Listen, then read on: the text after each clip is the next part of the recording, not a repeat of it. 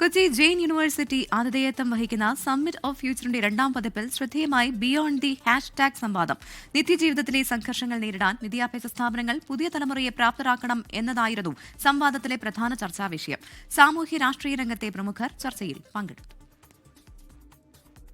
Summit of ഫ്യൂച്ചറിലെ ആദ്യ ദിനത്തിൽ നടന്ന beyond the hashtag action for change എന്ന സംവാദത്തിൽ പങ്കെടുത്ത ഭൂരിഭാഗം പേരുടെയും അഭിപ്രായം നിത്യജീവിതത്തിലുണ്ടാക്കുന്ന സംഘർഷങ്ങൾ നേരിടുന്നതിന് പുതിയ തലമുറയെ പ്രാപ്തരാക്കാൻ വിദ്യാഭ്യാസ സ്ഥാപനങ്ങൾ വലിയ പങ്ക് വഹിക്കണമെന്നായിരുന്നു.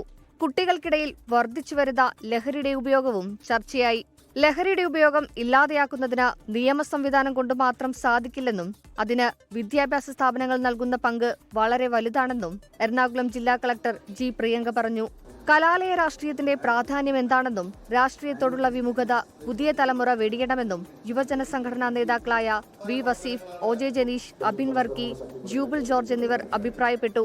നിലവിലെ പ്രധാന ചർച്ചാ വിഷയമായ കോഴിക്കോട്ടെ ദീപകിന്റെ മരണവും SIR ഉൾപ്പെടെയുള്ളവയിൽ യുവതലമുറയുടെ അഭിപ്രായം എന്തെന്ന് വിദ്യാർത്ഥികളും വ്യക്തമാക്കി.